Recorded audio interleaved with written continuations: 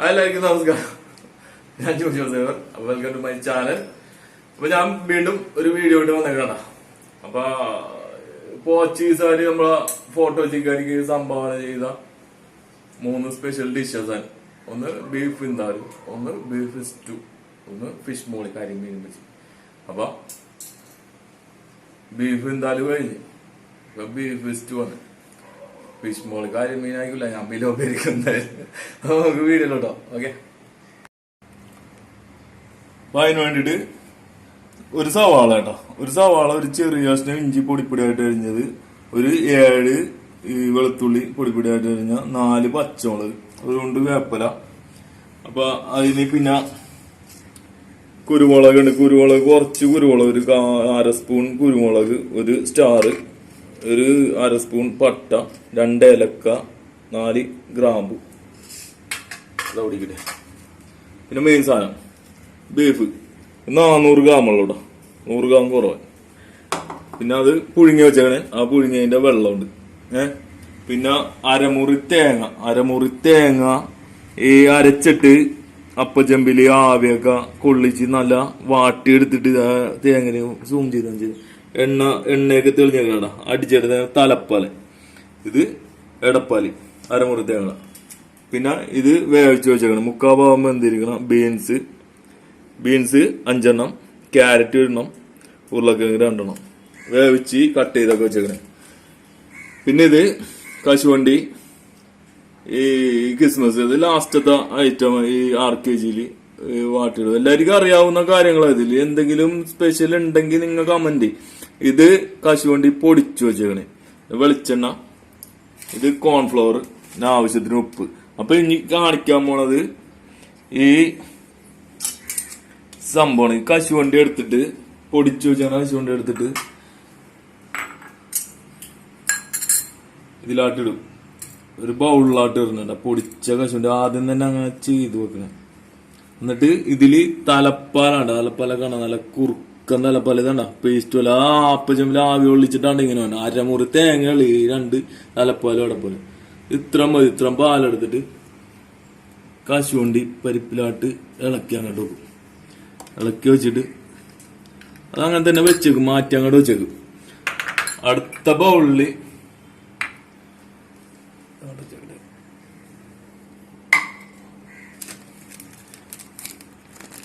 Cornflour എടുത്തിട്ട് 1 spoon കേട്ടോ, 1 spoon cornflour ഒരു കണ്ടിട്ടാ മതി. 1 സ്പൂൺ കോൺഫ്ലവർ ഉള്ളു. അതിലേക്ക് ഈ 2-ാം പാല് ഇടാൻ പാടുണ്ട. കോൺഫ്ലവറിലേക്ക് ആദ്യം ഇതാക്കണ്ട. 2-ാം പാല് ഒരു ഇട്ടാൽ മതി. എന്നിട്ട് അതും ഇളക്കി 1 സ്പൂൺ ഇടാൻ പാടും കോൺഫ്ലവർ. ഇതിൽ കൂടുതൽ ഇട്ട് കഴിഞ്ഞാൽ ഭയങ്കര കട്ടിയായി പോകും ഇതിന്, സ്റ്റൂവിന്. അപ്പൊ ഇത് മാറ്റി വെക്കലൊക്കെ ഇടക്കൊക്കെ കാണിക്കട്ടാ, ചെയ്തിട്ടിരിക്കുമ്പോ കാണിക്കാം. അപ്പൊ നമുക്ക് ഇത് ചട്ടി വെച്ചിട്ടുണ്ട് അടുപ്പത്ത്, അങ്ങനെ നീക്കാം.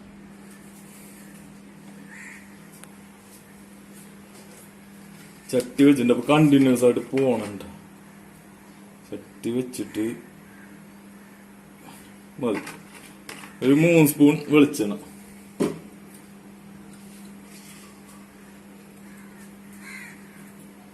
അതിലേക്ക് പട്ട, സ്റ്റാറൊക്കെ ഒന്ന് പൊട്ടിച്ചിട്ടേക്കട്ടെ. ഏലക്കൊക്കെ ഒന്ന് നൈസായിട്ടൊന്ന് വിടർത്തി അങ്ങോട്ട് വിട്ടേ. ഗ്രാമ്പു, കുരുമുളക് അങ്ങോട്ട് ഇടണം. അതൊന്ന് ഇതാക്കി കൊടുക്കും. കഴിഞ്ഞിട്ട് വരുമ്പോ അതിലേക്ക് ആദ്യം തന്നെ ഇതിലൊക്കെ ആദ്യം വേപ്പിലിടൂടാ. ഇത് തന്നെ ചിലപ്പോൾ വേപ്പിലൊക്കെ രണ്ടാമതായി ഓരോന്നിനും ഓരോ രീതിയിലിടോളെ. അതിൻ്റെ അവിടെ കയ്യിലല്ലോ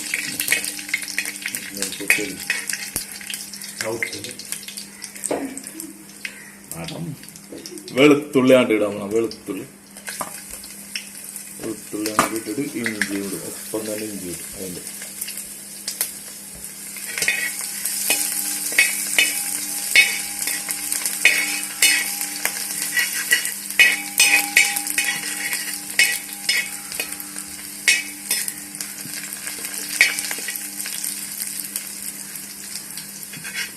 അത് മൊരിയണ്ട വെളുത്തുള്ളി മൊരിയണ ഇപ്പൊ പച്ചവെള്ളം ഇടാം. ഇതിനൊക്കെ ആദ്യം മൊരിപ്പ് വെള്ളം അങ്ങനത്തെ സംഭവം. പൊടികളില്ലാത്ത സംഭവം ഇത്രേ ഉള്ളൂ. പൊടികളില്ലല്ലോ, അറിയാലോ, എല്ലാവർക്കും അറിയാവുന്ന സംഭവം. വെറൈറ്റി എന്തെങ്കിലുമൊക്കെ ഉണ്ടെങ്കിൽ കമന്റ് ചെയ്യണം. നിങ്ങൾക്ക് നിങ്ങളുടെ സ്പെഷ്യലൈസ് ചെയ്യണ എന്തെങ്കിലും ഉണ്ടെങ്കിൽ അത് വരണം. ഇത് ചെറിയ ഇതിൽ വെക്കുന്ന കാരണം ഈ ഉരുളിയിൽ വെക്കാനൊരു പെട്ടെന്ന് തുടങ്ങി ക്യാനിൽ വെക്കുന്ന പെട്ടെന്ന് നല്ല ചൂടാക്കി സവാള ഇട്ടു.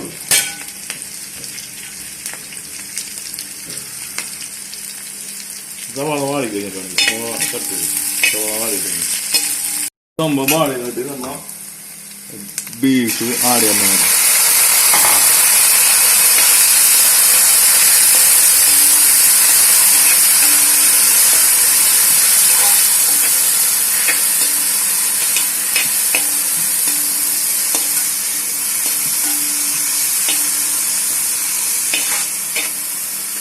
പുറകെ തന്നെ വെജിറ്റബിൾസ് കൂടെ ഇടാം.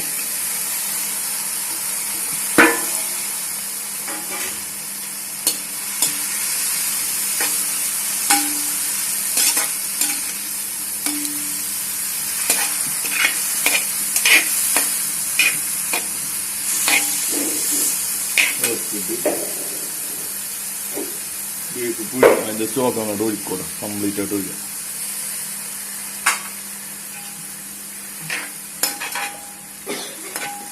ഇളക്കി ഉടയാത്ത രീതിയിൽ ഇളക്കി കൊടുക്കും. ഒന്നും തേങ്ങാപ്പാലും എല്ലാം ഇതായിട്ടിരിക്കണേ, ആവില് നല്ല സ്റ്റീമായിട്ടിരിക്കണ സംഭവം. തേങ്ങാപ്പാലിനൊക്കെ പ്രത്യേകത. ഇതൊക്കെ ഒന്ന് തിളച്ച് പിടിച്ചാൽ മതി. ബാക്കിയുള്ള ഇടുമ്പോ ഒന്നും തിളക്കാൻ പാടില്ല. ഇതൊന്ന് തിളച്ച് പിടിക്കണം. സംഭവം റെഡി ആയിട്ടിരിക്കണം കേട്ടോ. നല്ല തിളച്ച് നല്ല എല്ലാത്തിലും കയറി പിടിച്ചിട്ടിരിക്കുന്നത്. സൈഡിലാക്കി എല്ലാം മാറ്റി അങ്ങോട്ട് വെക്കണം. എന്താ വെള്ളത്തിലാണ് ഇതിന്റെ ഈ സത്ത് വെള്ളത്തിലാണ് ഈ രണ്ടാം പാല് പിടിക്കാനുള്ള ഇതില്.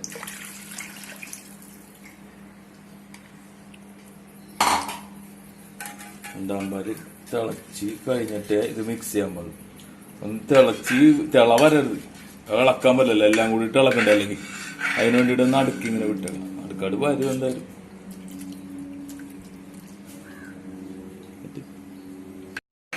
സംഭവമൊക്കെ നന്നായിട്ട് നല്ല പരുവമായിട്ട് ഇരിക്കണ ഈ ടൈമിന് അത് ഇറച്ചി പുഴുങ്ങിയപ്പോഴേക്ക് ഇച്ചിരി ഉപ്പിട്ടുണ്ട്. തിള ഇച്ചിരി ഇട്ടാവിടും. നൈസ് ഉപ്പിട്ടിട്ട് ഇറക്കി കൂട്ടണം. ഉപ്പ് എപ്പോഴും നോക്കണം. ഇതിന് ഉപ്പ് കൂടിപ്പോയാൽ പോയി. പിന്നെ അത് നേരത്തെ കലക്കി വെച്ച കോൺഫ്ലവർ ഉണ്ടാ അടിയിൽ കട്ട കെട്ടാണ്ട് ഇളക്കിയിട്ട് അതിലത് തിള വന്ന ഭാഗത്ത് ഒഴിച്ചാൽ തിള അപ്പം തന്നെ നിന്നേക്കും. തിള വരരുത്, എന്നിട്ട് ഇളക്കി കൂട്ടണം. കോൺഫ്ലവർ ഒന്ന് മൂക്കാണ്ട് കോൺഫ്ലവറിന് പകരം മൈദ ഇടുന്നവരുണ്ട്. അത് കോൺഫ്ലവറാണ് ബെറ്റർ എന്നാണ് എൻ്റെ ഒരു രീതി വെച്ച് നോക്കുമ്പോ. കോൺഫ്ലവറാണ് ഞാൻ നോക്കിയിട്ട് ബെറ്റർ ഇടാം. മൈദ എന്ന് പറഞ്ഞ ഒരു വേറൊരു ടേസ്റ്റില് വ്യത്യാസം വരും. കോൺഫ്ലവറിൽ ഒരു കളറിന്റെ വ്യത്യാസം വരും. സ്റ്റൂവിന്റെ കളറ് ചിലതൊക്കെ മങ്ങിപ്പോല. അത് അധികം ഇളക്കി ആ ബീഫിന്റെ വെള്ളമൊക്കെ ആദ്യമേ തന്നെ കലങ്ങി പിടിച്ച് വരുമ്പോഴാണ് കളറ് മങ്ങിപ്പോ. തലപ്പാലിടുമ്പോ നല്ല കളറ് വരണം. ശരിക്കും വൈറ്റ് കളറ് വരണം. കോൺഫ്ലവർ പിടിച്ച് നന്നായിട്ട് കുറുകി വന്നിട്ടുണ്ട്. കുറുകി വന്ന ടൈമിന് നമുക്ക് തലപ്പാല് അങ്ങോട്ട് ഇട്ട് കൊടുക്കണം. തലപ്പാലിടുമ്പോ ഒട്ടും തിളക്കരുത്. ഇനി ഒരു തുള്ളി പോലും തിള വരരുത്. ഇളക്കിയും കൊടുക്കണ്ടായിരുന്നില്ല. ഇങ്ങനെ ചെറുതായിട്ടൊന്ന് ഇതാക്കിയാൽ ഭയങ്കരമായിട്ട് ഇളക്കരുത്. തലപ്പാലിട്ട് കഴിഞ്ഞാൽ തിളയും വരരുത്. തീ ഭയങ്കര കുറവായിരിക്കും. കാരണം കളറൊക്കെ പക്കിയുണ്ട്. തലപ്പാലെന്ന് തേങ്ങയുടെ ഞാൻ നേരത്തെ പറഞ്ഞു രാവിലെ ശരിക്ക് അപ്പച്ചമ്പിൽ സ്റ്റീം ചെയ്ത് എടുത്തതാണ്. അത് കാരണം തേങ്ങാപ്പാലൊന്നും കിടന്ന് ചൂടായി സത്ത് പിടിക്കണ്ടായില്ല. നല്ല സത്തായിട്ട് എണ്ണമയം വന്നേക്കണേ. അരച്ചെടുത്ത് ഈ പിഴിഞ്ഞപ്പോ തന്നെ നല്ല എണ്ണമയം ഉണ്ടായില്ല തലപ്പാലിൽ. എടപ്പാലിൽ ഇച്ചിരി വെള്ളം വന്നാറിന് എടപ്പാലൊന്ന് മൂപ്പിച്ചെടുത്തു. അവിടെ നല്ല കൊഴുപ്പും വന്നിട്ടുണ്ട്, ഇതും വന്നിട്ടുണ്ട്. ഈ സമയത്ത് നമ്മ നേരത്തെ വെച്ച കാഷ്യൂനട്ട് പേസ്റ്റില് ആ തലപ്പാലിട്ട അതിപ്പിട്ട് കൊടുക്കണം. ഇട്ട് കൊടുത്തിട്ട് ഒന്നും കൂടെ ഇളക്കണം. ഒന്നും കൂടെ ഇങ്ങനെ ഇളക്കി പിടിപ്പിക്കണം. അപ്പൊ ചട്ടി ചൂടായാലും ഇത് കട്ടല്ല RKG ഒക്കെ കട്ടിട്ട് കുറച്ച് വേണം.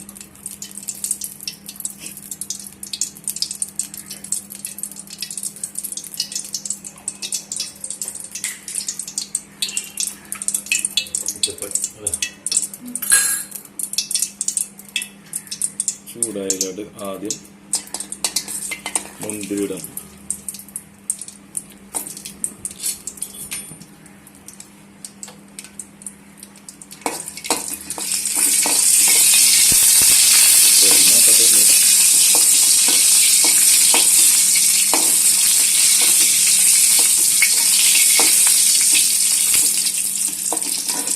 മുന്തിരി ഇട്ടുമ്പോ തന്നെ റെഡിയായിട്ട് ഇല്ലാട്ടോ. ഇപ്പോഴത്തെ അടിച്ചിട്ടിട്ട് ഒന്ന് മതിയോ അടിച്ചിട്ടിട്ട് അതിലാട്ട് ഇടുക.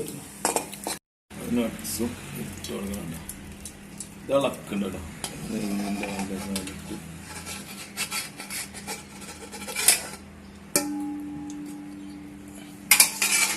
വെച്ചേക്കണ പാത്രത്തിന്റെ ആ ചൂട് തണുക്കണം. ഈ മൂടിയൊന്നും വെക്കരുത്. മൂടിയൊന്നും വെക്കാണ്ട് ചൂട് തണുക്കണം. മേളിലൊരു പാട പോലെ ഇങ്ങനെ വരും, നൈസ് പാട പോലെ വരും. അപ്പൊ മാത്രം മൂടി വെക്കാൻ പാടില്ല. ഇത് ചൂടൊക്കെ തണുത്ത് സാധനം ശരിക്കും തണുത്ത് കഴിയുമ്പോ എടുക്കണം. ചൂടോടെ എടുക്കരുത്. തണുത്ത് കഴിയുമ്പോ എടുത്തിട്ട് വെള്ളപ്പത്തിനോടെ കഴിച്ചാൽ നല്ല സൂപ്പറായി. അറിയാം, മിക്കവർക്കും അറിയാവുന്ന കാര്യം. അറിയാൻ പറ്റാത്ത ആരും ഉണ്ടാവില്ല. എന്നാലും എന്തെങ്കിലും വെറൈറ്റി ഉണ്ടാവും ഇതിൽ. എന്തെങ്കിലും അരച്ചിടണ്ടാവും. ആരെങ്കിലും പറയും. കമന്റിലൊക്കെ വന്നില്ല ആൾക്കാർ ചമ്മ സംഭവം എല്ലാം റെഡി. കാണാ നേരിലൊരു പാട പോലെ ഉണ്ട്.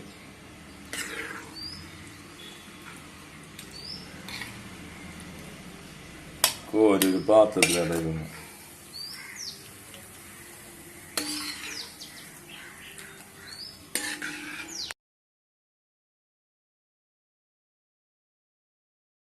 അപ്പൊ സ്റ്റൂ സൂപ്പറാട്ടാ. നമ്മളാ അടിപൊളി സ്റ്റൂ ആണ് ചെയ്തേക്കണത്. അപ്പൊ ഇഷ്ടപ്പെട്ടവര് കമന്റ് ചെയ്യടാ. കൊള്ളാന്നൊക്കെ പറഞ്ഞ് കമന്റ് ചെയ്യണ്ട. വേറെ എന്തെങ്കിലുമൊക്കെ പറഞ്ഞ് കമന്റ്.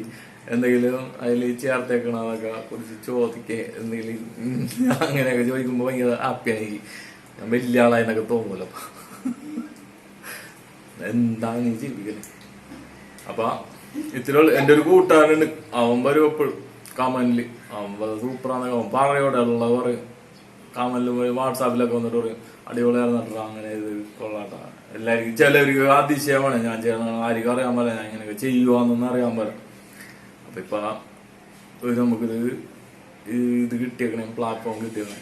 അപ്പൊ അവിടെ കാണിക്കണേ എല്ലാം നമ്മളെ സ്കില്ലൊക്കെ കാണിക്കണേ. ഇത്രേ ഉള്ളു. അപ്പൊ അടുത്ത വീഡിയോയില് കാണാൻ നമുക്ക്. അടുത്ത വീഡിയോയിൽ വന്നവരെല്ലാവർക്കും ബൈ.